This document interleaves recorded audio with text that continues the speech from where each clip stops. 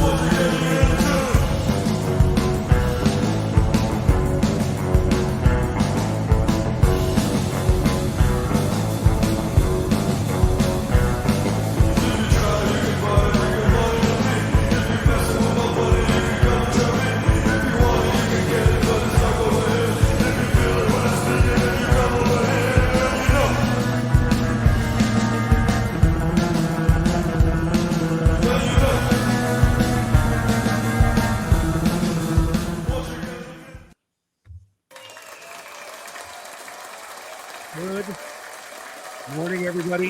In theory, yeah, bitch. Well, Freedom Fighter says he lets you this time. Early as fuck. What's going on, everybody? Good morning. Welcome to another publication. We're definitely early. We're a little early today. That's because I messed up and I totally forgot that I was working today. So I had to He wanted us to work on a Friday. Well, I wanted to make sure I wanted to make sure we could still get it done. You know what I mean? It always gets done. It always gets done, but I completely neglect. I just forgot that I was working, and then I was I didn't think about it. I didn't think about it until was it Friday? Was it Friday? Yeah, Thursday or Friday. Receiving that message on Friday was like, yo, we have a QRF on Sunday. Be there early. And I was like, son of a bitch. I didn't even go to sleep till 3 in the morning, 2 in the morning. Yeah. I'll be honest with you. I was really trying to push for a fucking episode tomorrow. It's kind of funny waking up what we call early. It's not early, right? But it's for us three, it's early on Sundays because we use Sunday's kind of our day to sleep in a little bit and then we do the podcast after we kind of very slowly roll out of bed. What's sleeping in anymore? Well, that's basically yes. Even on fucking Sundays, right? I mean, that's the thing. If I get to sleep because here's the thing. Right now, I would just be getting out of the bed to start showering, getting ready, but I give myself a 2-hour lead time to get ready. This morning, because we were trying to press that live button as close to 9 a.m. Eastern as possible, I only had an hour lead time. And then I've got Jay messaging me, Joe, you okay? Because it's 8:59 a.m. and I'm just fucking dead silent. I've said good morning in our group chat and dead silent. And it's yes, I'm just dragging ass because I don't have my 2 hours I normally fucking have. Woo. Right. Freedom Fighter, he's waking up before Jocko. Yeah, seriously. Why though? Did you just wake up? I'm hoping you just couldn't go back to sleep or something, because that's entirely too early to be awake for anything. If you're waking up that early, at least tell me you're still active in the service and that it's there's some reason. There's some fucking reason for it. Yeah, I got a question for you guys. Do you guys wake up in the middle of the night to pee? No, not yet. Not yet. So you said all the fucking time? Yeah. Oh, okay. So I'm not the only one. But see, I've also, since quitting chewing tobacco and all that, I've also started drinking a lot more water too throughout the day than I used to. Water's great. Water is work, man. I'm drinking 1.5 gallons to 2 gallons of water a day, and then I'm the kid in me still at night right before bed, an ice cold glass of fucking milk. I know we've talked about it, and then just for some reason throughout the night, I'll wake up, I'll have to take a sip of water or something. and then I'm just constantly up and pissing. Yeah, I always try to take a piss like maybe a half hour before I knock out, but it never fails. I still wake up 3 o'clock in the morning, start pissing the Nile River. Yeah. Interesting. Every now and then it's a shit, but very rarely. I don't wake up to piss, but I don't sleep a lot either. So there might be something with that. Okay. And then on the dot, I pretty much wake up, I take a dump, and that's like the dump I take for the day is like in the morning, first thing in the morning. And like that's about as regular as I get, is like taking my morning dump. So well, yeah, I mean, and that's kind of my thing. That's why I try to give myself that 2-hour lead time, because you get everything handled, you get everything out of the way. You're like you're dressed and ready for the day. Yeah. Even on work days throughout the week, you know. Yeah, absolutely. Well, even if I'm not doing much on a particular day, getting at the very least, getting out of bed and taking a shower, like those two actions right there by itself. Like, you have to get out of bed, you have to take a shower every day, no matter what. Make your fucking bed too. Dude, fuck that guy. Fuck that bullshit. I don't give a fuck if the bed's made. That's no. Don't put that fucking devil magic on me. I ain't making my bed for shit. Like, but I had to do that for fucking 20 years when I was in the like. But if I get out of bed and I take a shower, even if I go straight back to the bed and don't do anything the rest of the day, at least I got those two things accomplished. Yeah. You know what I mean? And more importantly, for personal hygiene, the fucking shower. You know what I mean? Yeah. Like, wash your ass out there, kids. You guys fucking stink. And it's embarrassing being around you in public when you stink. It's like, I get secondhand embarrassment from all you nasty fucks out there. You know what I mean? And that's the thing. Like, out of the three of us, I'm the one that has the full-time job outside of this. Correct. And like Jay, you work more per diem or contract work. Yeah. John, you're doing the podcasts and shit. So you're working full-time, but this is what we do. I work for a fucking company, and even on work days, for me, even though I work from home, I have to get up, get a shower, get dressed, get ready, as if I was leaving the fucking house. You gotta there's something about that though, mentally as well. You gotta get your mental space up here. You got to get your head. That's like right now. Even as we're having this conversation, I'm already going over in my head what I'm going to be doing later today at the stadium. Yeah. You know what I mean? Yeah. Like that's you have to take whatever your job is. You have to take it seriously. You have to take it seriously, and that your whole job that day might be get out of bed, take a shower. That might be the only thing you have to do that whole day. Yeah, but you got to take it seriously. You got to take it seriously. So that's the discipline. Yeah, I do have to. Go ahead, John. I have to bring it up. Our fashion statements today, Joe, with our ugly sweaters. I mean, I got a rep every day right now. Are you getting Reader's Rewind on the 10th? The 5-player Power Ranger co-op game? I don't think I've heard about that. Go look it up. Is that on PC or? Yep, it's on Steam. I pre-ordered it a couple days ago. I'm excited, to say the least. I see the Power Ranger sweater. I'm just like, I have to bring it up. Yeah, Joe loves his Power Ranger sweaters. And I gotta say, this is old school fucking. Oh yeah, arcade style. Oh yeah. Are you playing with me on the 10th? I have to verify with. He'll call me back. The owner of the fucking wallet. But I mean, this is fucking old school arcade style. Yeah, it's super fun. You'll be able to control a Megazord. And Jay, I kind of want to piggyback what you said about Joe loving the Power Rangers. I've been running Yumi and Lore. And we're covering the Power Rangers right now, a specific timeline. Really? And I have to say, the way that, because a lot of people know Power Rangers from like the Saban TV shows, the action, the campy stuff, but the stories are so enriching. They're so full of like energy, no pun intended, but like the way that they write the stories to make you like these characters and really enjoyed them, it's kind of like, okay, yeah, the Power Rangers is actually kind of cool. They are. I remember the Power Rangers in popular culture and then being on TV every day, but I was just a few years too old, so it didn't really do much for me. But I remember it at the time. So when kids, somewhere between like 3 and like 10 years younger than me were coming up, Power Rangers was like up everybody's ass. Yeah. You know what I mean? Like it was like you couldn't turn around and not get hit in the face with like some Power Ranger shit. Yeah, it's actually surprisingly, I'm really, I mean, I'm kind of like getting back into it, looking back into the lore, some of the stories that I never heard of before. I'm just like, damn, this is some cool fucking shit. I caught a whiff of nostalgia watching what was it called? War Games? Survivor Series? Yeah. I ended up watching it one night. I said I was gonna watch it last week. I actually fucking did. I wasn't doing shit one night, and I was like, you know what? Fuck it. Like, you're gonna kind of stuck in the house, like whatever. Like, watch that fucking Survivor Series. I did.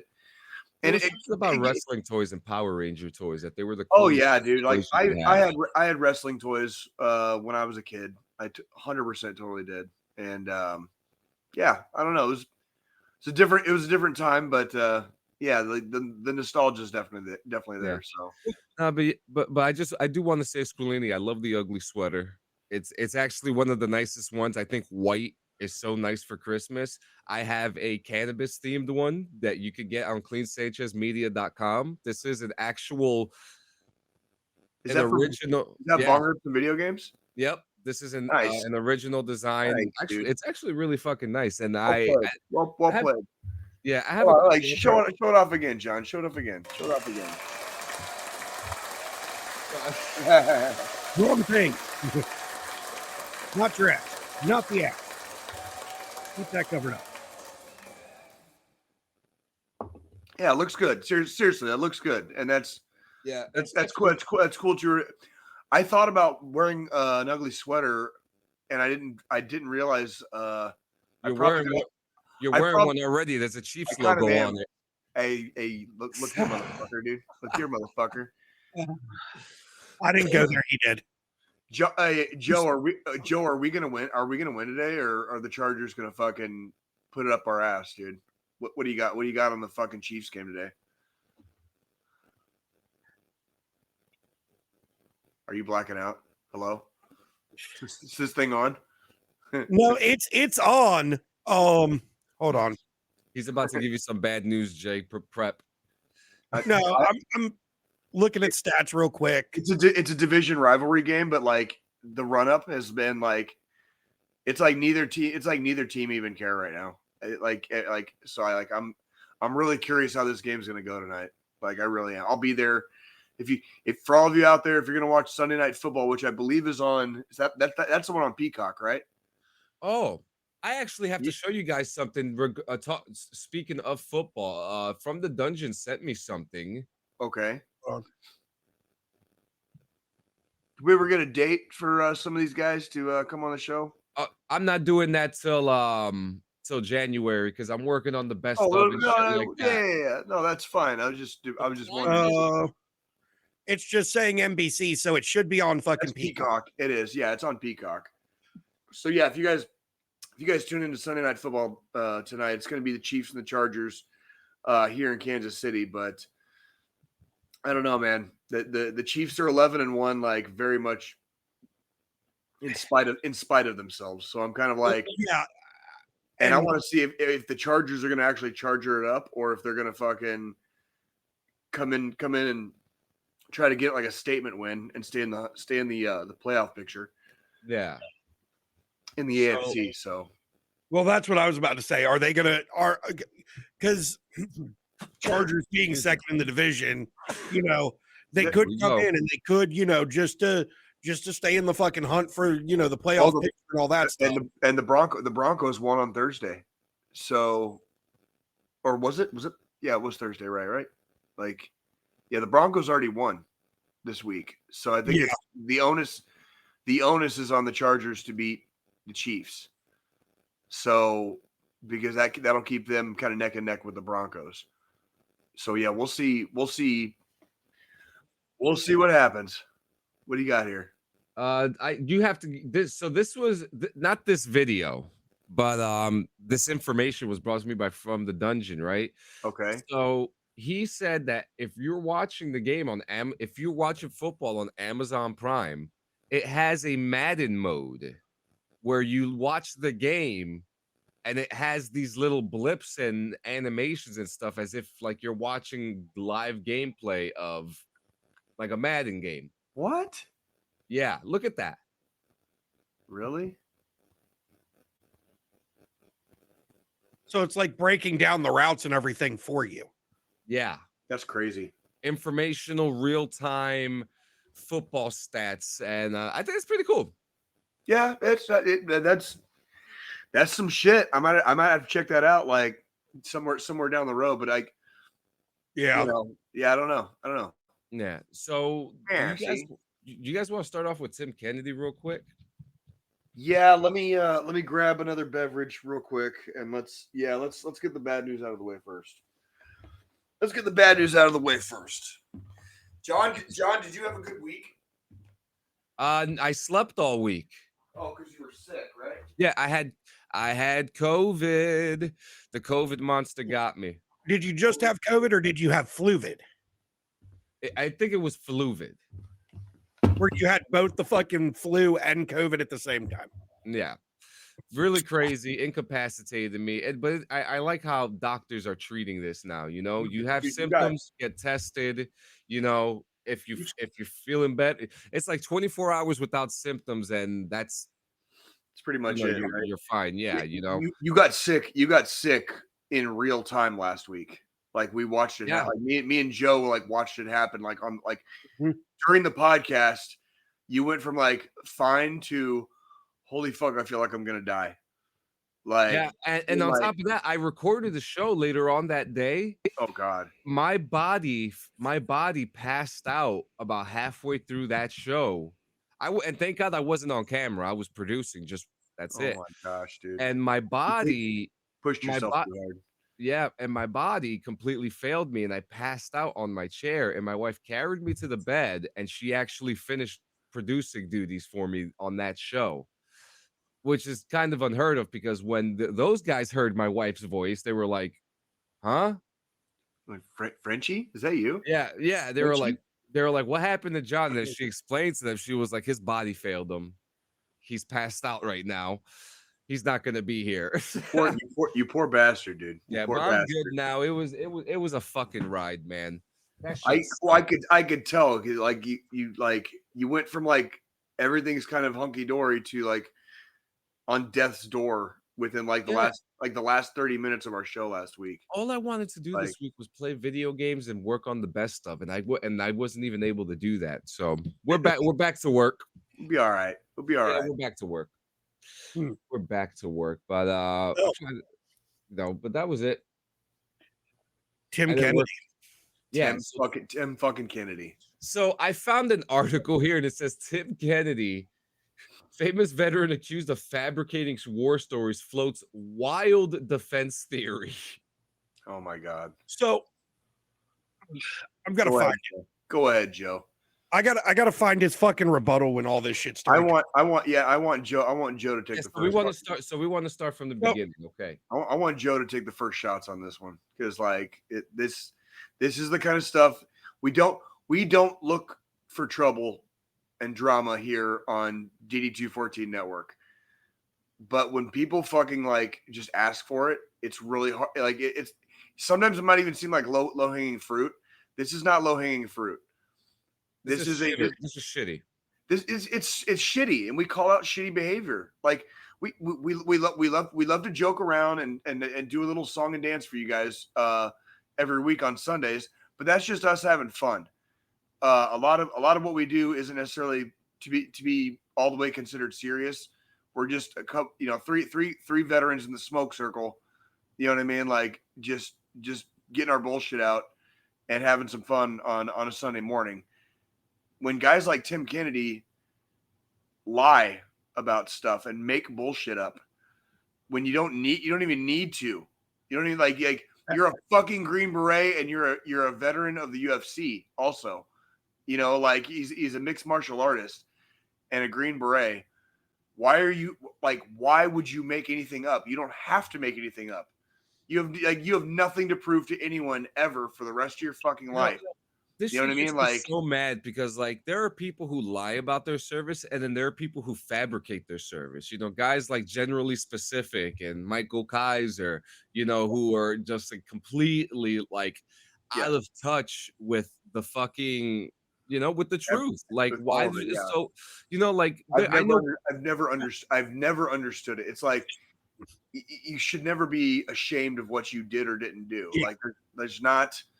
You have nothing to prove to anyone, like especially guys like Tim Kennedy, if you've been deployed, if you raised your right hand and you signed that dotted line and you wrote a check, a blank check to the government up to and including your life, why would you have to lie about any of it? It doesn't matter what you did or didn't do. You're already in the top echelon of the civilian populace of fucking heroes. Shit, you go to gas stations, people give you gas for free for no reason. I'm just saying. So, I mean, all this Kennedy stuff came out, and the podcast that kind of broke the mold, the episode released the day right before Thanksgiving. That same podcast, the Anti-Hero podcast, yeah. Yep, Anti-Hero podcast. They released an episode calling out Marcus Luttrell, Jocko, fucking a bunch of other SF people. You know, my thing is Jocko. Yeah. Yeah, Jocko has a couple. He's not. He got a couple blank spaces. We don't normally plug other shows, but you'd have to listen to some of the. It's not a lot. It's not necessarily that they're lying. It's how they're telling their stories. Yeah, and it's like for clout, and like when you're part of like special operations. Well, you can kind of fabricate something. Well, it shouldn't be about the clout. You're supposed to be a quiet professional. Be about the job. And yeah, quiet professionals don't pat themselves on the back and toot their own horns. Well, you know what I mean? That's where I will always say the one special operations division in the entire military that kind of does toot their own horn. And it's even said amongst the fucking ranks of soldiers in the division that you go in, you become one, and then you serve and you get a book deal.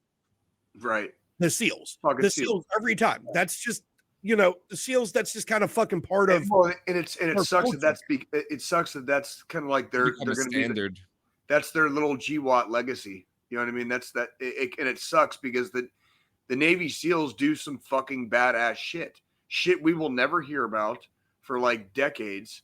You know what I mean? Like we've talked about the rescue of Jessica Buchanan from a place in Africa, and that was by SEALs. Those were SEALs, and that's badass shit. That is badass shit. They're doing something right now as we speak. You know they are. But it puts a stain on the legacy every time another one of these. Yeah, I mean, let's go celebrity.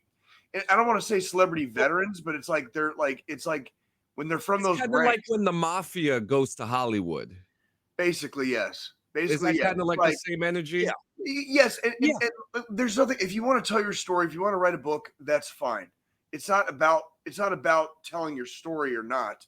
It's the clout chasers. They're chasing. Yeah. They're still chasing clout. They're still like something that some hole exists in their heart that is not filled. And when guys like Tim Kennedy end up lying about shit for like, dude, why would you lie about that? Like, it's easy to fact check you. Like, if you're, and then you have guys like Mike Murphy who are never going to be able to tell their side of the story too. You know what I mean? Sure.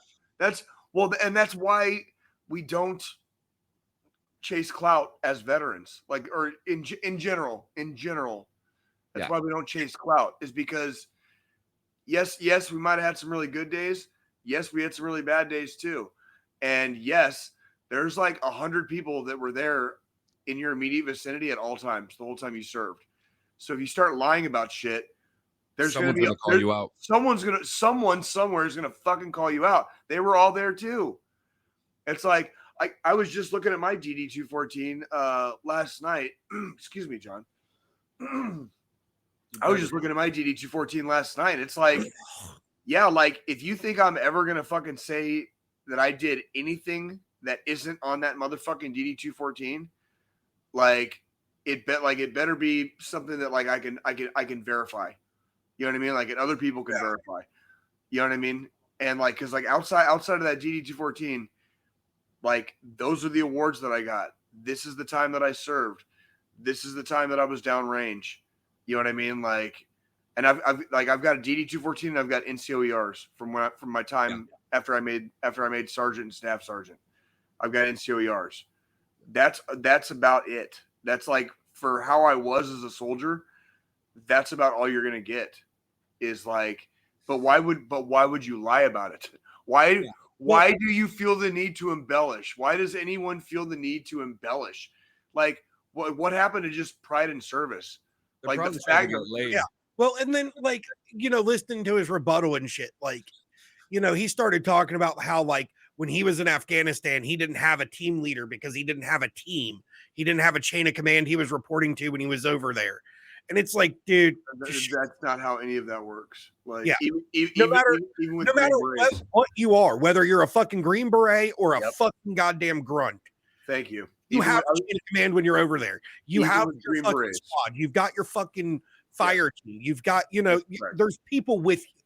Yes. Nobody's alone in Afghanistan.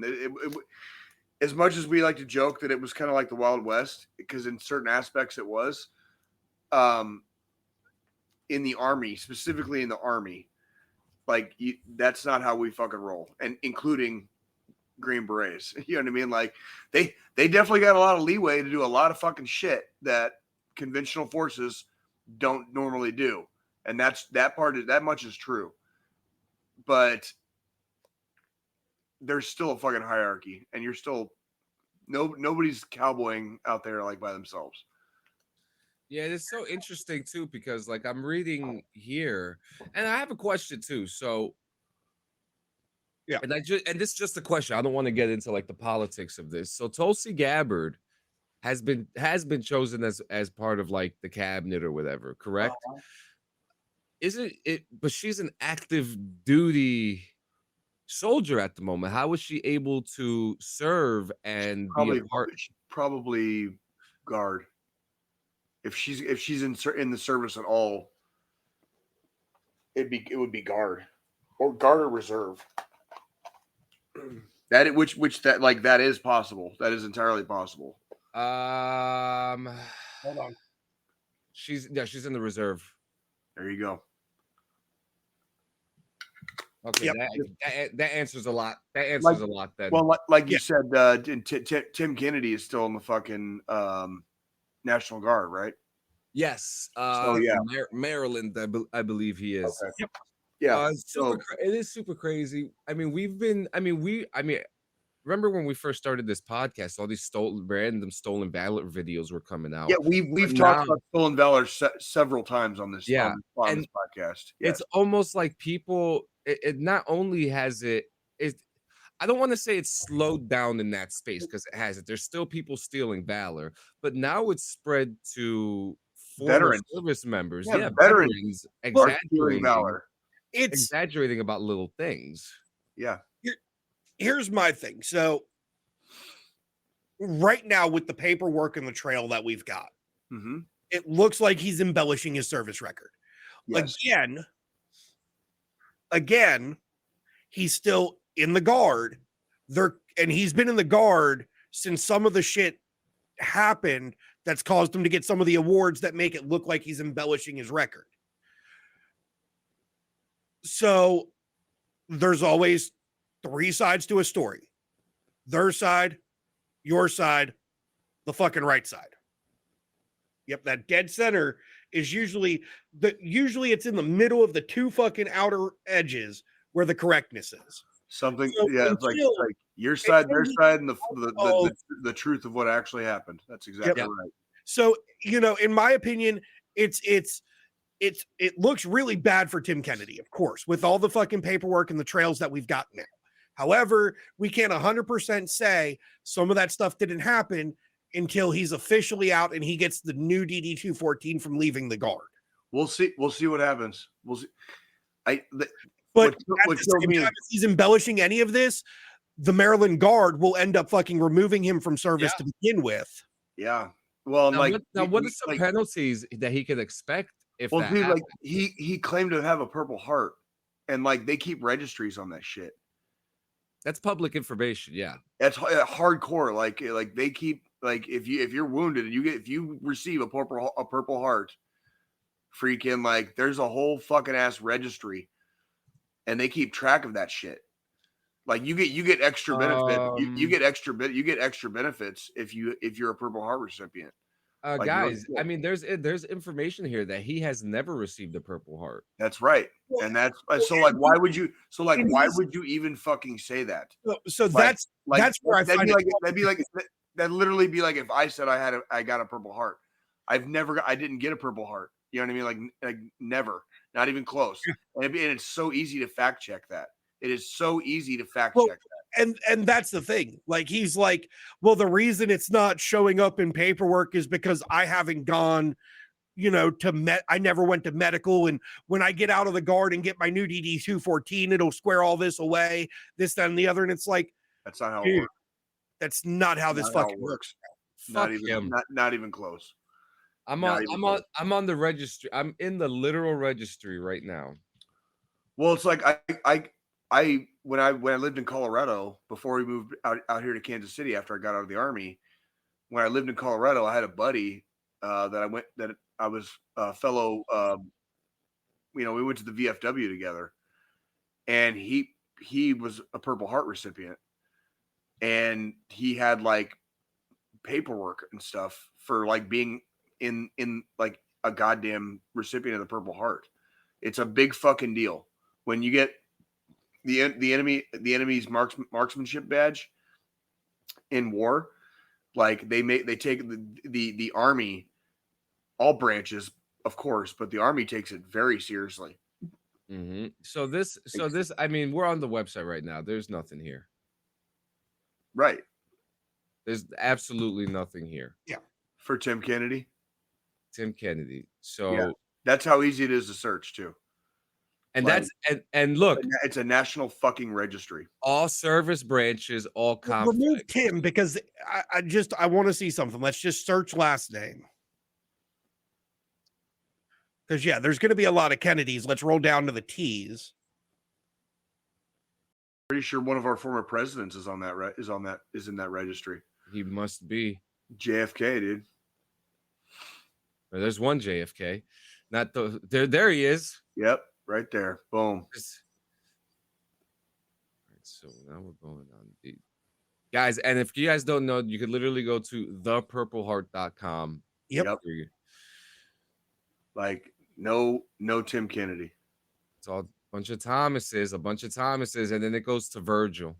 I do not see a Tim Kennedy in there. There's no Timothy, none of that. Yeah.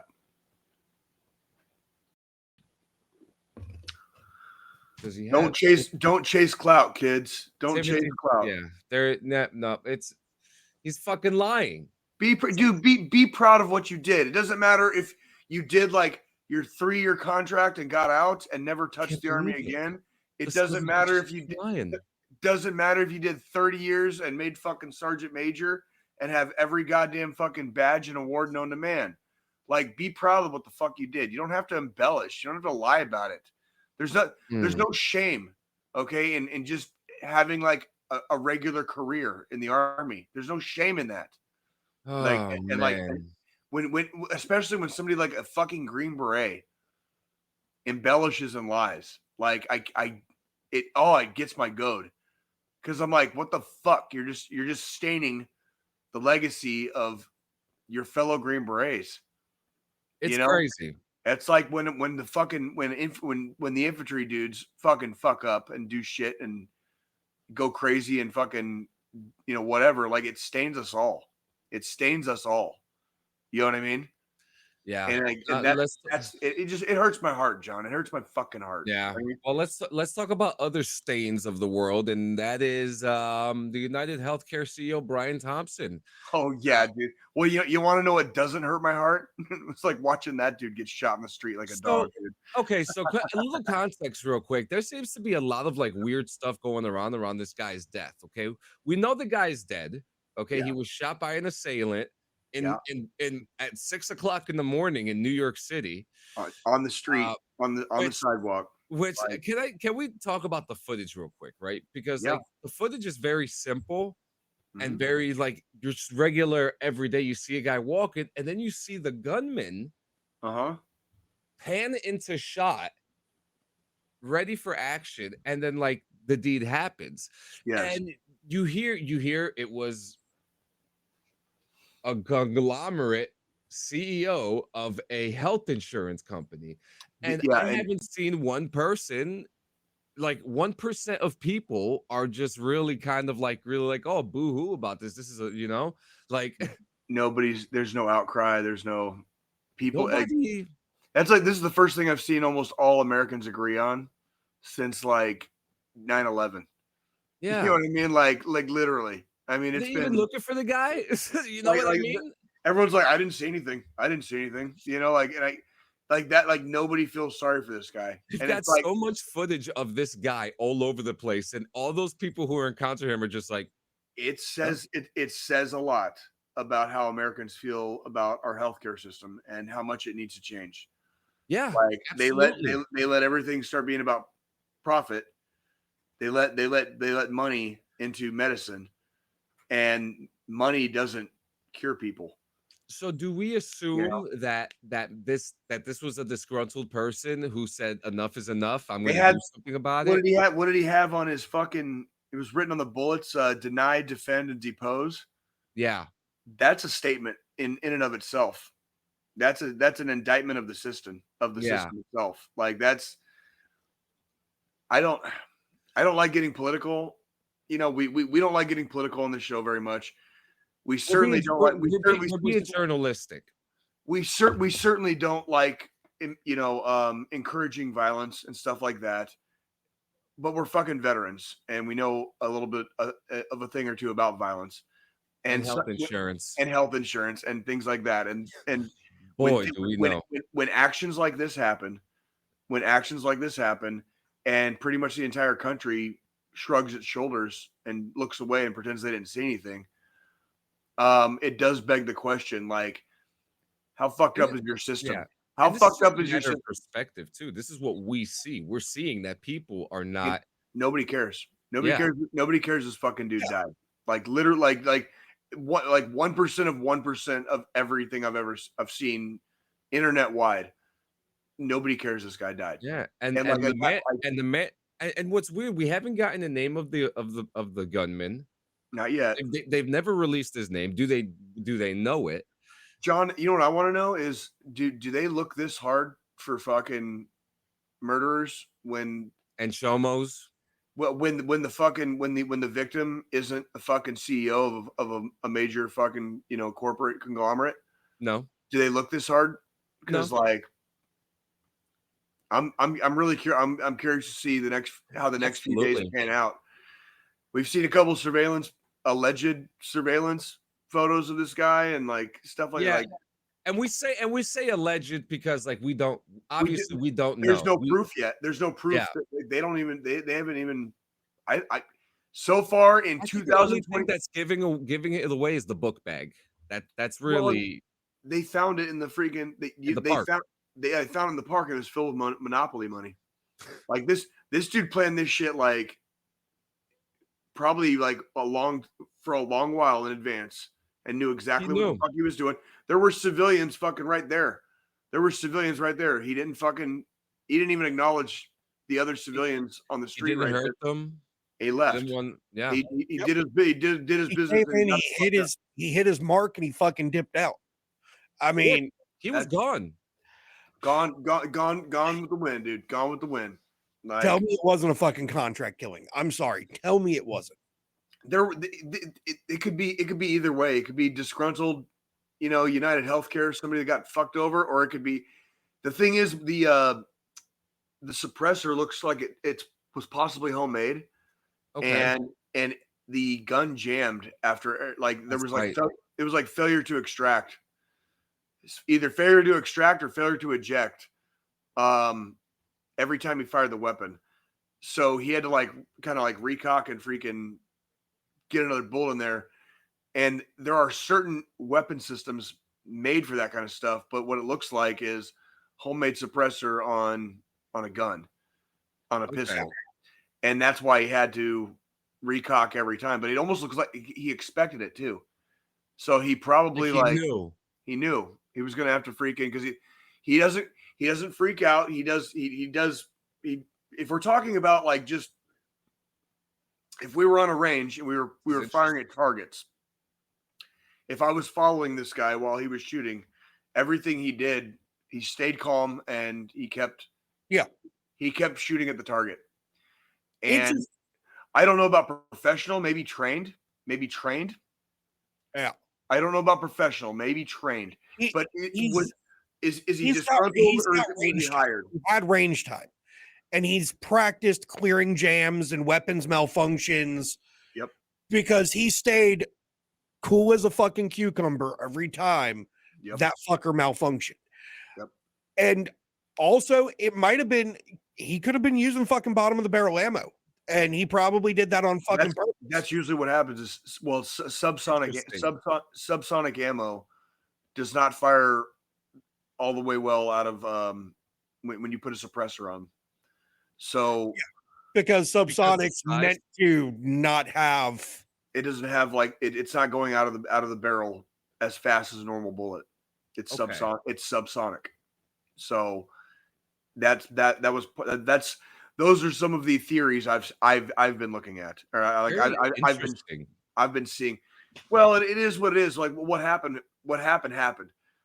I told you guys before we started today, the only thing that I've been surprised about this shooting was that it hasn't happened sooner.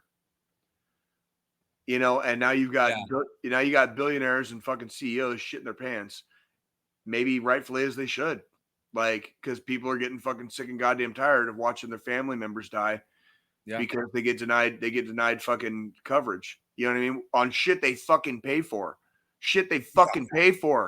out the ass. It's wild. It's super wild. Well, it's like that. That's why nobody feels bad for this fucking fuck. You know what I mean? Yeah. What are you gonna say? What are you gonna say? So now the next thing I have here, this one's actually a really crazy story. And for those we've all been on the New York City subway, correct? I've never been. I've driven through New York City, but I drove straight through. I didn't freaking. I'm not allowed to carry my firearm in New York, so no, the fuck, I haven't been through fucking the subway. Okay, well, that's a great, perfect example. So there's a case right now with a Marine veteran right now, called Daniel Penny. And Daniel Penny, I want to make sure I have a timeline of events here.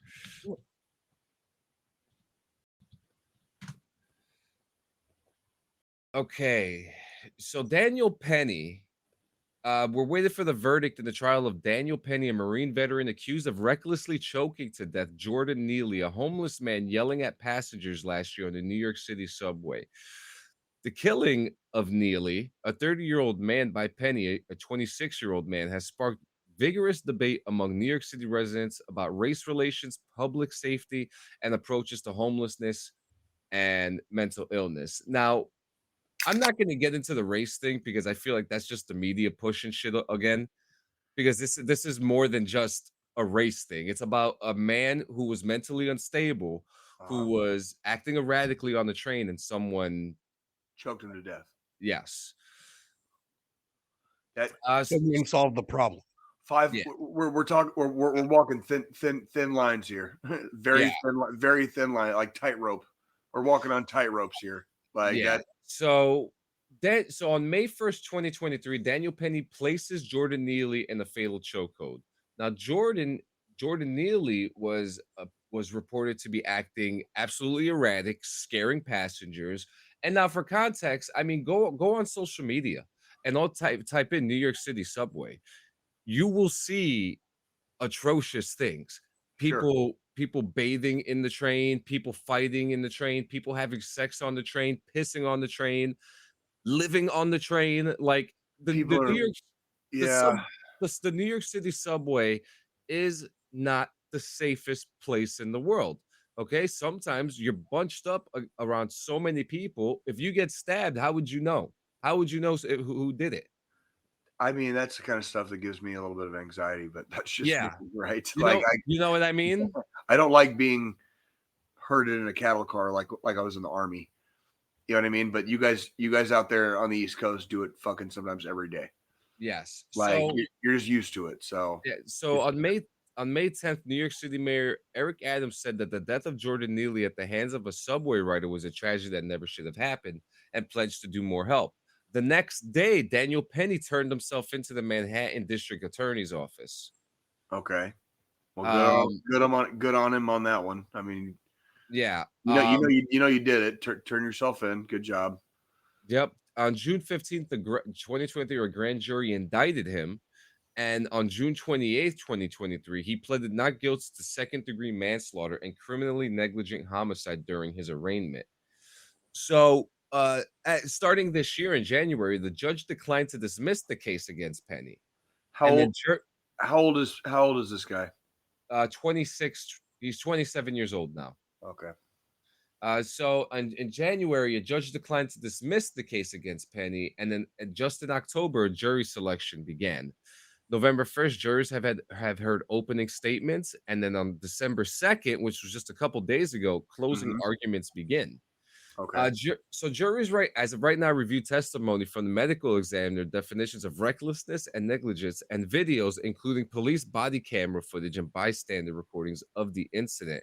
And as of the 6th, the judge dismisses first charge of manslaughter in the second degree. So the judge dismissed the charge? He dismissed the charge. Interesting. The first charge of second degree manslaughter? Yes. Okay. Kids, if you're ever in a situation in public and you have to throw down, be very wary of chokeholds. Like they get bad really quick. Like they get, and we're not even just talking about choking somebody to death like accidentally. A broken windpipe, broken fucking trachea, fucking all this shit right here from about here to here can get fucking crushed and broken, and it'll fucking fuck your day up really bad. Yep. So that's why we do not espouse violence in public on this show. We all have the occasional. All three of us, we three have all been in fights in public, and we don't. That's not the way to be. Let's just put it that way. That's not the way to be. And because stuff like this will happen, you get into a fight in public, and it's somebody's last day on earth. Yeah. Yep. So and be very careful if you put your arm around somebody's neck. Be very, very careful what you're doing, because and now chokeholds are no joke. Right? And now the report does say here this thing happened on the F train, and that Neely was on board the train, and witnesses said he was shouting about needing food and something to drink before whipping his jacket to the floor and starting to scream. They differed in descriptions of his movements and whether they were threatening. So there were different conflicting reports of what was going on, and that Penny stepped in, approached him from behind, and with the help of two other passengers, Penny pinned Neely to the ground and placed him in a chokehold until Neely's body went limp and lost consciousness. And that's when everything happened. Yes, but he died. Yeah. That's why we don't do. If you have to restrain somebody, they still need to fucking breathe. Okay, there's ways about doing that. Okay, and you don't have to fucking kill somebody to restrain them. And this is the same for the fucking cops. We talk about that shit with the cops all the time. When you de-escalate a situation, even if you have to get hands on, there's ways to do it as moderately safely as you possibly could be asked to. Nobody has to fucking die being restrained. Nobody has to die. If anything, like that, it's preferable that they're being restrained because then they don't have to die. Yeah, and I'm looking through this article too, and I'm seeing that the person who passed away is actually a Michael Jackson impersonator from Times Square. And like Really? it just, you ever get like that feeling when you see something and you're just like, oh shit, wait a minute. You know, I just had like one of those right now. You recognize him, like you might have seen him, like in Times Square. Like, yeah, it's definitely. This is definitely something I'm going to be keeping an eye on for the next couple days because it's super interesting. And I think another thing that might come into the conversation is that, you know, what training did he have in the Marines that he was able to learn something like that? It's not hard to put somebody in a chokehold. I mean, that's true. You can be in wrestling or Brazilian Jiu-Jitsu or anything, and you know, like it wouldn't take much. I mean, fucking literally high school wrestling. Yeah. You know, we don't use chokes in wrestling, but we learn, you know, you learn how to take somebody down, like, and gain control, basically, like pretty easily. Absolutely. And if you throw in like something like Brazilian Jiu-Jitsu or like a little bit of like Marine combatives, you know what I mean? Like the Marine Corps has its own like little martial arts system. You know what I mean? Like it doesn't take much. And that's why I say, like, if you guys are going to get into fights in public, be fucking careful, dude. Because like it is so Are you ready to change the mood? Please, pretty please. So if you're in Camp Pendleton and you hear explosion, World War III is not happening. It's just training. Okay, Marines fortified and evacuated an embassy. Navy corpsmen will triage mass casualties, and recon Marines will take a beach on. Sorry about that, Corpsman. And recon Marines will take a beach on the San Clemente Island. These fictional scenarios meant to teach real-world encounters are part of an annual 1st Marine Division training exercise known as Steel Night, now underway at Camp Pendleton. And residents of the communities near the base might hear live fire training, including explosions, and see aircraft and amphibious landings. Good for them. That sounds like good. That sounds like good training. That sounds like a fun one, right? Make things go boom. Yeah. Yeah, those are usually the good. Those are usually like the fun, fun trainings. Ish. There's a lot of suck. There's a lot of suck that goes with it, but that's part of the training. But when you get to see like the cool shit happening like live in training, it's pretty fucking cool. Yeah, I used to love doing like the war game stuff that we used to do when they would bring us into like the middle of the field, and they had like OPSEC, you know, certain built areas of familiar areas around the world, and you would be trained to adapt to that. You know, how would you put yourself, how would you hide yourself, how would you cover yourself behind this barrier and things like that? So I think it's really cool. Don't get me wrong. And you know what? Go ahead. I had a big thing I wanted to talk to you today about today's episode, but I completely nixed it because I didn't know where the episode would have landed. As far as what? Well, I'll give you the context of it. I've recently been discovering that China has fake American and France and towns, like fully built towns that I never knew about, and I started reading about them. We do the same thing here. Okay, that makes sense. So it's just the common thing. Okay, it's training, brother. It's training. Yeah, we do the fucking exact same thing here. Yeah, I mean, like that's how you. If you want to train, you can only get so close to actual being in a fight. But if you do your training correctly, if you set yourself up for success with training, sometimes the training is worse than the actual fight would be. Because you're it's true. That's why we say there's trained and there's untrained. If you're trained well.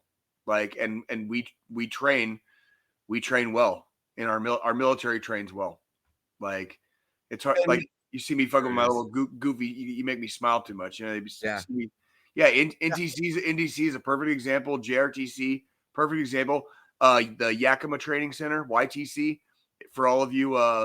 See, and this is Port Now Louis. this is exactly what I had missed out on because during my time, oh yeah, look, he just put that YTC.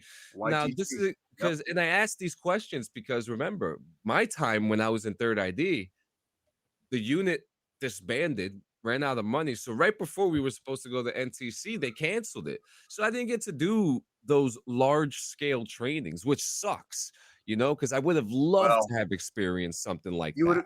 You would have loved some of the stories that you could have told, but you wouldn't have loved it while you were there. I can promise you. Yeah. NTC sucks, dude. Like I got lucky.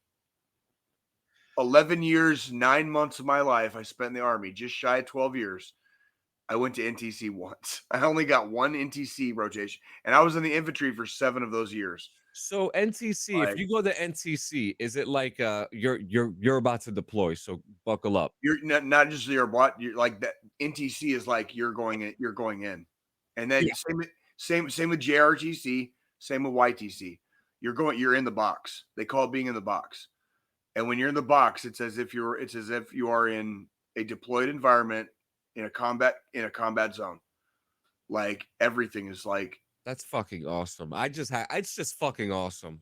You know, I know obviously training sucks. Training sucks. It's meant to suck. It's meant to bring the suck out so that you don't falter when it's for real.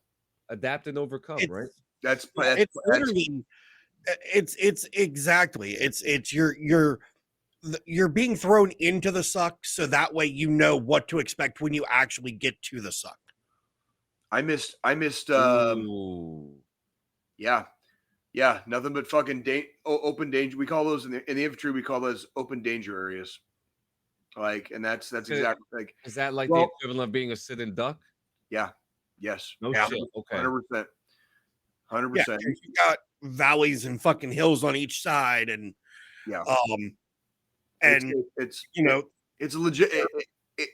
That's the idea. Is like you have to plan for it.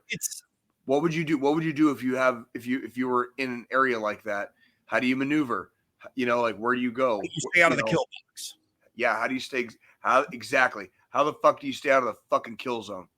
Like, because that's and it isn't just you and your squad. It's the LT of your platoon, and it's the captain of your company, and it's the fucking battalion commander of the fucking battalion, and it's the fucking division commander of the fucking whole division. You know what I mean? Like, or the brigade, excuse me, brigade. So you're talking about like it's a brigade level event. It's a whole brigade. I love it. It's a whole brigade. Like every time. I missed JRTC. I should have gone to JRTC in 2017. I missed it because I went to ALC. So while all my buddies were sucking at JRTC, I was like drinking Yingling at Fort Benning, fucking like doing ALC. Going through fucking advanced leaders course. Yeah, my buddies, like all my homies and my platoon, they went to GRTC, and I drank beer for fucking 45 days at Fort Benning for ALC. and then right after that we met. You met up with them in deployment. Today is the anniversary of the day we graduated. John, get on my Facebook and pull up that picture because Wayner's in there. Wayner's in that picture I posted. I'll be right back. Today is the anniversary of our graduation date at ALC in 2017. So what's how many years has it been? 7 fucking years ago. I went to the Army. I don't know how to count. I think it's 7. 2017 to 2024. I think that's 7. So yeah. So wait, today is an anniversary of this event? Yes. Blow that shit the fuck up. Blow that shit the fuck up. Like, there you go. Look at those sexy fucking bastards, dude. Graduating ALC. And there's Wayne. There's Wayner all the way on the right. And I'm second from the left. Yeah. Like that was we graduated ALC 7 fucking years ago. Look at that. Just old Buck Sergeant Campbell right there. Look at that. There you go. Look at that. You know what the best part is, John? You know what the best part is? What? I didn't have to fucking lie about any of it. Like, that's just the truth. Yeah. That's just what happened. That's just literally what happened. Like, I didn't have to lie about it. So for those who don't know, talk to us about this blouse, about the blousing of the boots here for a dress blue. He was airborne. There you go. He was airborne. And those blue cords mean all of us were fucking infantry. Yep. For those of you guys that aren't familiar with the blue cord, like that, if you ever see an army soldier with a blue cord around the right shoulder, that means they're fucking infantry. Straight up. That's it. It means they're fucking badass. Well, you know. And they don't wear that French Foreign Legion one. Just saying, man. Just saying.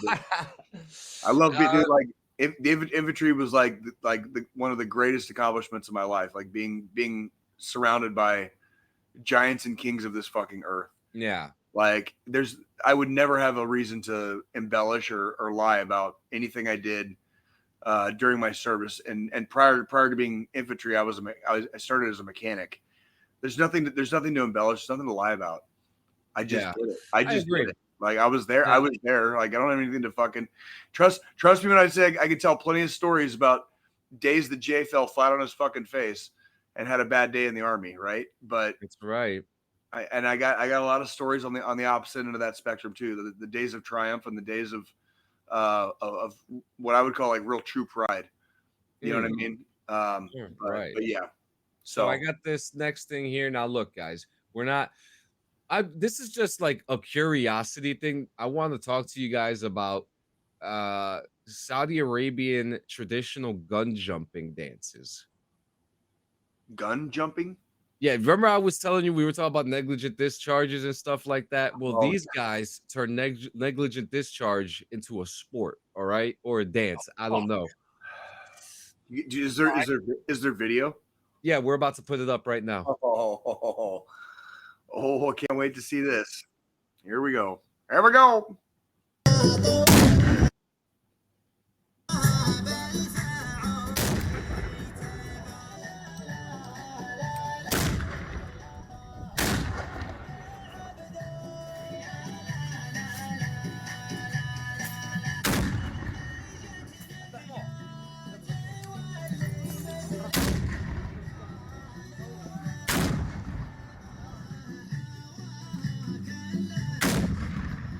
Yeah, I think that's all you need to see, right?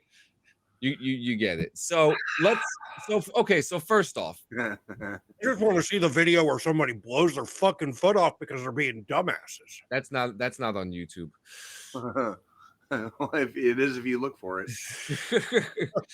So you're fucking accepted. You ever see that video of that kid that blows his hand off with like an M80? Fucking like he just starts. Yes. Yeah, that's like it's on there somewhere. So this is called a Tashir war dance. And what it is it's a traditional dance for which the western province of the Kingdom of Saudi Arabia is famous, and it is also known as the art of playing with iron and fire using the al-makma weapon. Is it a live round or is it like a blank? That's actually a good question. Let's see. It's a traditional war dance that involves leaping, it's gunpowder blasts. Okay, so it's not exactly quite a live. I wondered about that. Yeah, and carrying a weapon stuff with gunpowder being blown off. So I'll stop trying to find it. Yeah. Now, as an American, okay, as Americans, is this something that we could culturally bring to festivals? No, absolutely fucking not. No, that's not our culture. We don't swing weapons around wildly, and like that. Well, there's not. I'm not talking shit about the little. No. I know. I don't give a fuck about. But no, we're not doing that shit here. Absolutely not. What if we did it with gunpowder? Say again. What if we did it with gunpowder? Oh, dude, gunpowder. Even though it's just a gunpowder charge, it's still fucking dangerous. Yeah, it's still. I mean, you're still dealing with a fucking combustible explosive. Yeah, and it's still exploding out of the end of that barrel. Like, no.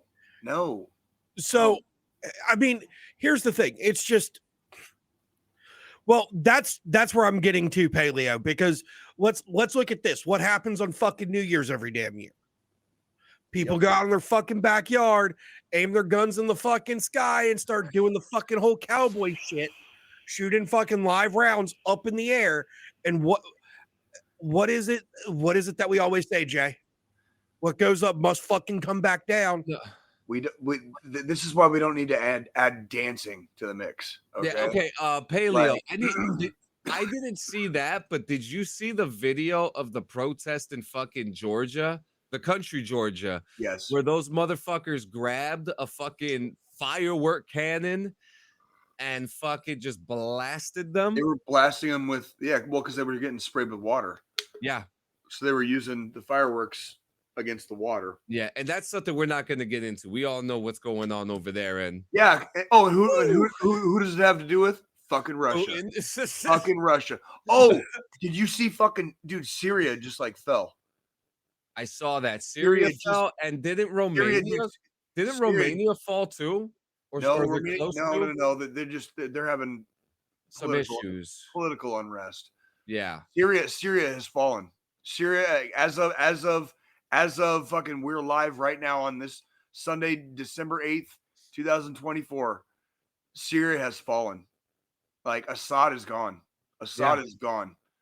So buckle up, buckaroos. Like, here we go. Here we go. Yeah, they're actually saying that Assad has fled the capital. He did. I woke up early in the morning this morning because sleep and all that stuff, right? But anywho, one of the first things I turned on. This guy. Okay, he fucking left. Yeah, he's gone. Assad. Yeah, he's gone. And yeah, that. Yeah, I'll keep it right there. They were backed by Russia. Yeah, they were backed by Russia and Iran, and Iran and Russia both tucked tail and ran from the country, and it has fallen. So Syria is free now. So we'll see what they do and who they put back in power. That's going to be that's the question mark. Is who's going to be the next ruler? Like, so we'll see. And now I have a heartwarming story here. We all know that yesterday was the anniversary of Pearl Harbor. Yeah. Mm-hmm. And yesterday, Ira Ike Schaub, a 104-year-old Pearl Harbor survivor, spent 6 weeks in physical therapy to build the strength to stand and salute during a remembrance ceremony honoring those killed in the Japanese bombing that thrust the war into World War II 83 years ago. And on Saturday, Schaub gingerly rose from his wheelchair and raised his right hand, returning a salute delivered by sailors standing on a destroyer and a submarine passing by in the harbor. And there was actually another one. Another Ken Stevens and Ike Schaub. They're both of Beaverton, Oregon, and they wait before the start of the 83rd Pearl Harbor Remembrance Day ceremony in honor to celebrate their fallen comrades and America. Mm-hmm. You know, I can't believe we're at Pearl Harbor already. You know what I mean? We're already in December. We're already another year has passed, brothers. Yeah. I can't believe. Yeah, I mean, shit. We're couple weeks away from the end of fucking regular season of football. We're getting ready to go into fucking playoff season for football. I've lived the year. I've lived in this house for almost a year now, which is like odd to say. Jay's been a homeowner for fucking almost a year. How fucking seriously, dude? Like Jay's a homeowner. Like, I'm telling you, dude. Like up is down and black is white, and another year has passed. That's the thing. It's like, Jay's a fucking homeowner. We're coming up. What? Like I'm responsible 5 months, like what? 5 more months, and it'll be a year since I got married. 6 months, a year since the first time me and you met in person. Yes, like blink and you miss it. Blink and you miss it. In all honesty, it feels like it was just fucking yesterday the wedding happened, and just yesterday I was in fucking Kansas City and hoping I didn't have to fucking punch somebody because you got into a fight in a bar.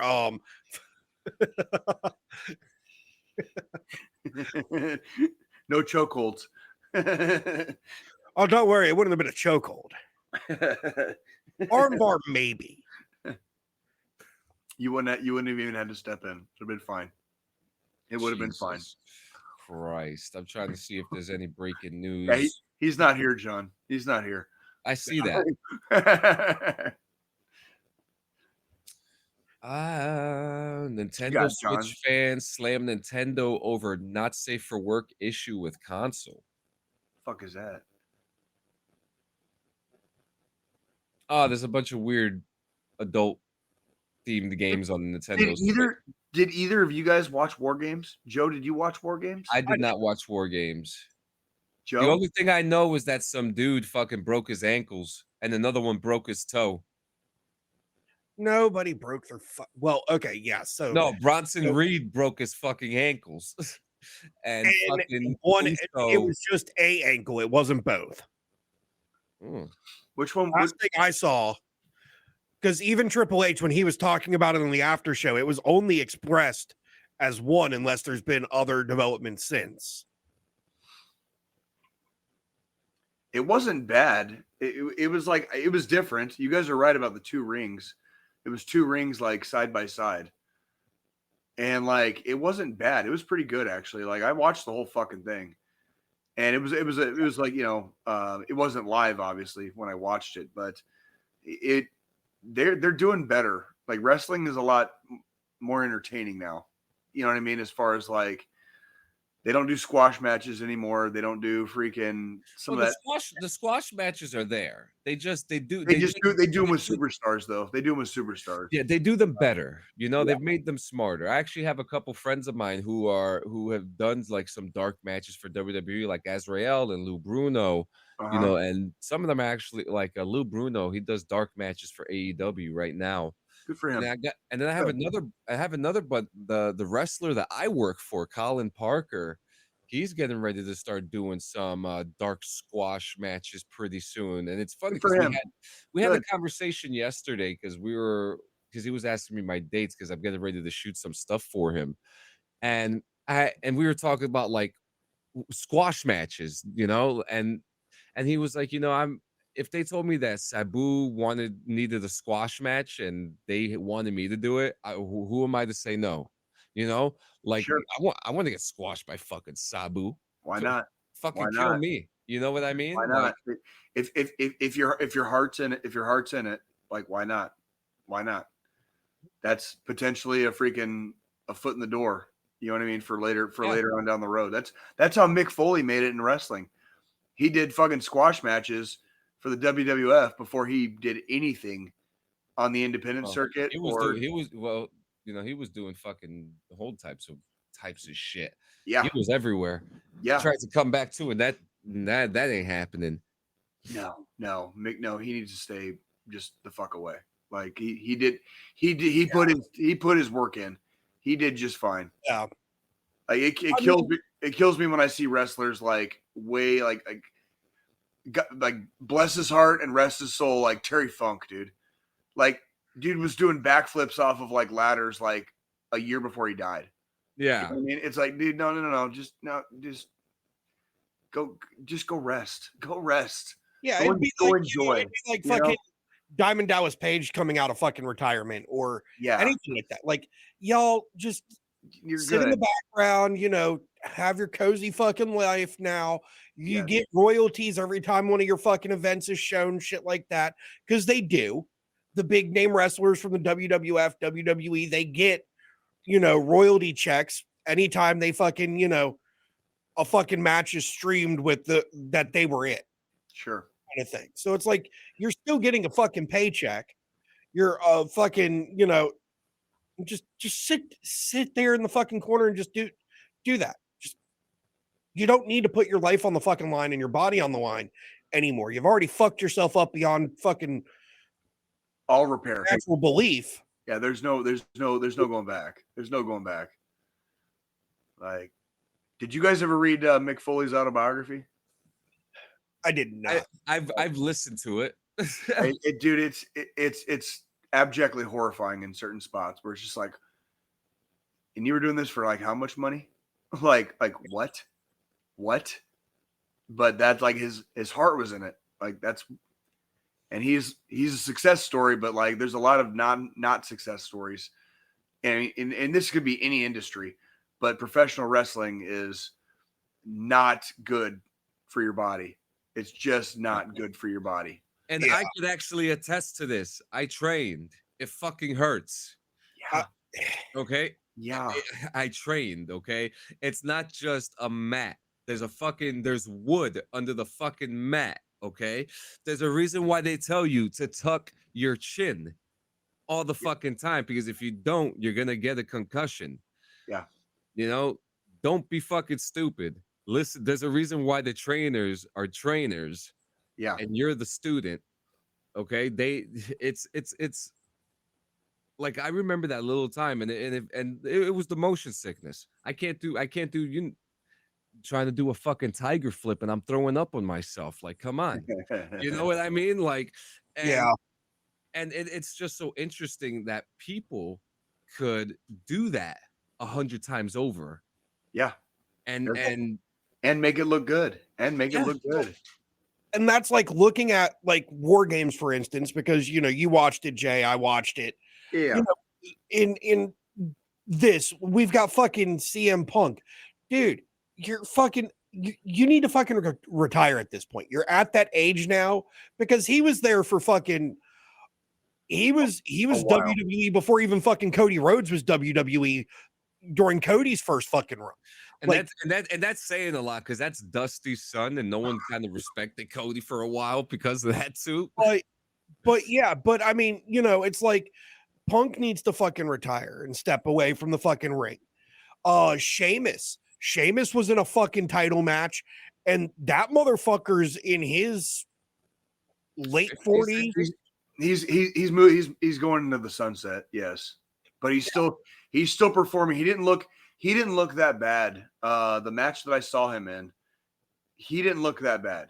It was like I saw a couple of wrestlers throughout the night, both men's and women's, where I was kind of like you could be doing better. Like, what's going on? You can tell some of them are being too careful. Let's talk about fucking Io Sky and the fucking trash can off the top of the fucking cage. That was dope as fuck. That was fucking crazy.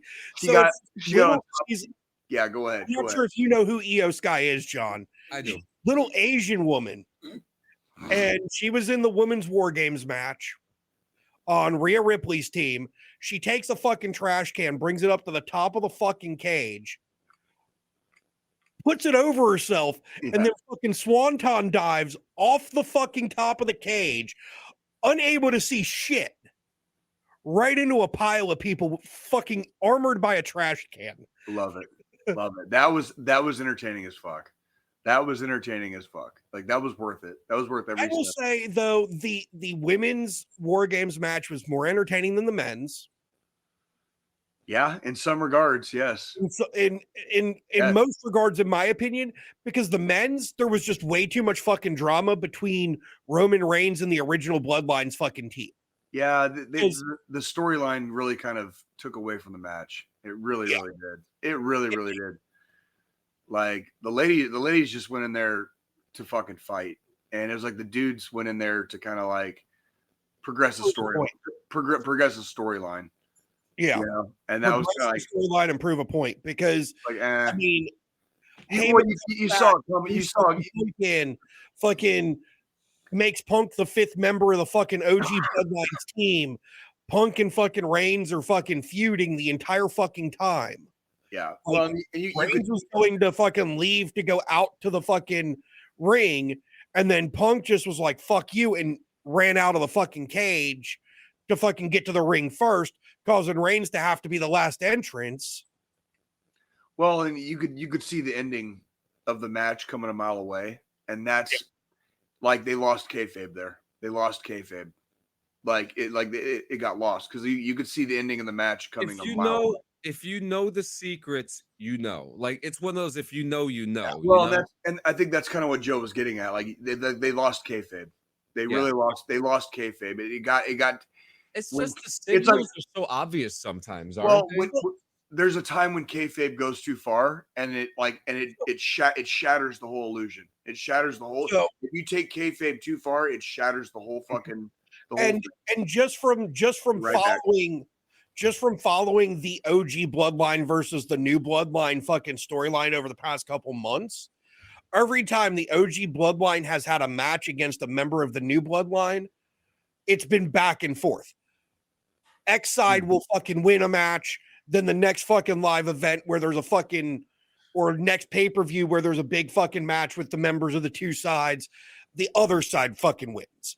And so on and so forth. Like, it's just been so back and forth to that extent that it's just like, at this point, there's been enough matches and there's a pattern, and you could see, even if the kayfabe wasn't broken, which the kayfabe was broken at this point, but because of the pattern, you knew the original bloodline was the team that was set to fucking win this fucking event.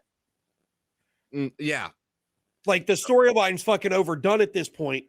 Triple H and creative need to fucking go back to the drawing board and refresh. So Paleo John, why hasn't anyone told me that Ubisoft is considering a buyout? Considering a buyout, Ubisoft is not going to exist within the next year or so with the way that they're doing things. They just, so X Defiant, which we talked about a couple months ago, Squilini, released, they shut it down. Not doing good. Me. Then there's the fucking drama with that Assassin's Creed game. And then now there's also reports of the Ghost Recon game that's coming out that's going to be first person. I don't think that game is going to come out. I don't think Ubisoft is going to last through 2025. Honestly. Well, color me fucking shocked. We called this shit fucking years ago. Back when we were DD214 Gaming, we had nothing good to say about Ubisoft. So it's shit like this is why we changed the name of the fucking show. Yeah, literally. If you want gaming stuff, go to Bong Rips and Video Games. We talk about video games all the time, and we talk shit about video games a lot too. So I mean, which is that really that's what hurt my heart. Like I enjoy video games, but the industry has just circled the drain for the last like many years now. And So to pretty much kind of close that statement, Paleo, they don't need to be bought out. They need to shut down. They have too many people in that place that have the wrong ideas, trying to shareholders. Yeah, they're worried about profit. They're worried about profits. And then let me not get into the writer of Assassin's Creed Shadows who studies love between adolescent boys and monks. So I'm just kind of throwing that out there too. So if Ubisoft is hiring people like that to make their games and to put out their product, then I could live without Ubisoft. So yeah, big time. So fucking crazy. But I don't have anything else. That's all. I don't. Yeah, that's right. We got a lot of. We did good. We covered everything. We covered everything on the list. We did okay today. It's episode 187, dude. Like coming at you with a bullet, dude. Like, all right, violence of action. You need to explain it's from the dungeon again right before we close the show. Because Jay fucked up and I forgot that I worked today. So pretty much as soon as we like cut the feed, I'm gonna be heading to the stadium to work Sunday Night Football tonight. So I will be. Tune into fucking NBC or Peacock tonight. Chiefs, Chargers. Your friendly neighborhood Jay will be on site. So, are you going to catch the football today? No, dude. No. You won't see me. You won't see me where I'm at, dude. You'd have to be there to see me. So we have to be your boss in order to know exactly where you're going to be. Basically, yeah. And if you happen to see me walking around, say hi. Don't be scared. But yeah. No, I kind of want to put that out there too. If you see me too, if you see Jay, I don't know about Squilini. I've never. Yeah. Come say hi. I mean, I found out recently that there's someone that goes to a local smoke shop that watches the show, and that watch not this show, but like some of the other shows, and actually saw one of my other co-hosts. And like greeted him and stuff like that. That's cool. That's really cool. It's really cool. And also right before we end the show, I kind of want to say something too. We just got our Spotify Wrapped. I love the fact that you guys here are every week on YouTube, But if you guys don't watch the show on YouTube or want another place to watch or listen to it, go on Spotify. This year, we got an 8% audience growth. 8%, 8%'s not a lot, but it's 8%. It's not a little either. It's a good number that we have, and I couldn't be more proud of everyone who has taken the time to support the show day in and day out, regardless of which episode it is. Which actually our top episode is March These Nuts, number 148. We did a good one on that one, didn't we? Yeah, but we had some great, just in general, Clean Sanchez Media had a great fucking year. And all the podcasts that were on there did. I mean, shit. Bong Rips and Video Game had a 72% audience growth. Hell yes. Good. And all our audience is here on YouTube, and I love it. But come on over to the Spotify side. You could leave comments on there. You could do our polls. You could interact with us on there. Actually, to be honest with you, Paleo Giant left a comment on there a couple days ago. He said you look like a supervillain, but with progressive views. Who's that? Which one? You. Me? Yeah. I look like a super progressive views. With progressive views. Like, I think that there's already one of those in Marvel. It's Dr. Doom, right? Like. Yeah, I actually thought that was really funny, and I completely forgot about that. But interact with us, man. We'd love to talk to you guys. Look, Squidlini, he just saw it. It just hit him. But yeah, that's what I have. What do you guys have before we hit the final thought? I'm green to green. I'm in game mode now, so it's time for your friendly neighbor Jay to go to work. We're going and looking at some new places today because lease is getting ready to be up in February, and we've got to give our 60 days fucking yesterday. Are you finally going to get that mansion? Fuck no. Do you have the fucking money for me to get a mansion? Not yet. Sure. Not yet, but we're going to say this right now. We're going to get royalty checks. Whoever fucking decides to try to steal my identity, because that motherfucker is going to be hurt. We're gonna do. Don't worry. John's got that whole part locked down, so we'll get royalty checks one of these days. Yeah. I already know that the first big payout that I get, I'm gonna give all the guys $10,000. That's all I need. Like straight up. That's all I need. I'm not a greedy man. man. Yeah, there's gonna be I'm telling you, if the Clean Sanchez annual, if we end up making $1 million, everyone's getting money. That's it. Hey, take your time. Just we'll be all right. We're gonna still be here every Sunday, no matter what. So no, for real. We stay humble. We stay fresh, strong, and fitted, and beautiful, and sexy, and our butts are plump and ready to go.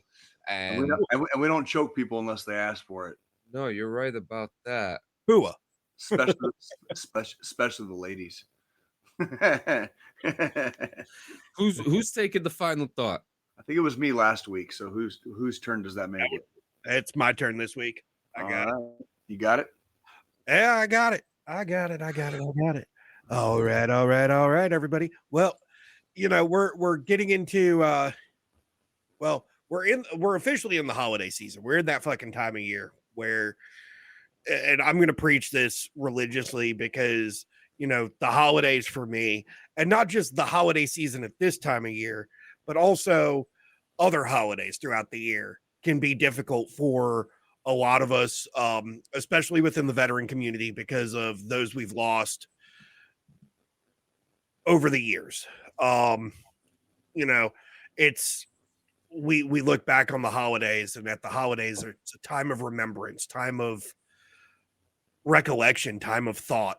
And we're thinking about our friends, the adventures we've been on, the people we've met along the way. And with that, we are all susceptible to depression and feeling down about it because, me personally, I've got buddies that I lost. And even to this day, there's that question that pops up when I'm remembering and thinking about it, about them, that it's like, why was it them and not me? what was it that made it be them and not me? Why couldn't it have been me? And when that happens, you know, it can be tough. However, I always look at it as it's not my time. I have bigger things to do in life. I have people that need me to still be here day in and day out. And it's not that they didn't have people that need them. It's that whatever higher power there may be said it was their time and it was their time. It can happen to any of us at any moment. And if you're feeling depressed, if you're feeling down, don't pull that trigger. Don't, you know, do anything that is going to hurt your family, that's going to hurt your friends and your loved ones. You can reach out to the National Suicide Hotline by texting or calling 988 or dialing 1-800-273-8255. And that's 1-800-273-TALK. If you don't want to talk to them, and they've got people that are there 24/7. If you don't want to talk to them, reach out to a battle buddy, reach out to a friend, a family member, reach out to one of the three of us via Discord. We're more than willing to listen and let you vent. Something is always better than nothing. That's right. Exactly. Something is always better than nothing. And within our community, here at DD214 Network, and within the veteran community as a whole, for our veteran friends and buddies out there, we're here. We're a community. We're a team. We're a tribe. Use us. Use the resources you have. You know, and Jay's brought up a point many a times about therapy. Therapy does help. Yep. No matter how macho you think you are, no matter, you know, how big of a badass you think you are, no matter how much like the Tim Kennedys of the fucking world you think you are, therapy fucking helps. Don't be scared. Just don't be scared. Yeah, don't be scared. Reach out. Talk to somebody. If you're not in those moments, if you're not in those dark times, reach out to friends. Reach out to battle buddies you haven't talked to in a while. That's one of my big things is, you know, that one text or phone call to somebody you might not have talked to in a couple months could be that one text or phone call that saves that life. Be raw. Yeah. Goddamn right. Goddamn right. Be raw. I fucking love it. I love it. Guys, all right, boys, we did it. Jay's about to go to work. Here we go. About to do Christmas. I'm about to go look at houses. Oh, here we go. Here we All go. Grown up shit. So, guys, thank you so much for coming to another episode. This was episode 187. If you don't understand the reference, Google it. Yeah, Google you know what I mean? Like we've been saying this shit since we were kids. But guys, thank you so much for coming to another episode. We will see you next week. Information. We're getting closer to Christmas. Yep. Stay frosty. I'll wear a fucking sweater next week. Okay, I promise. I'll wear my other one. I got another one. I got a nice little Star Wars one I could wear for you. Got you. All right, boys. Love you guys. See you next week. Peace out. Go Chiefs! Go Chiefs!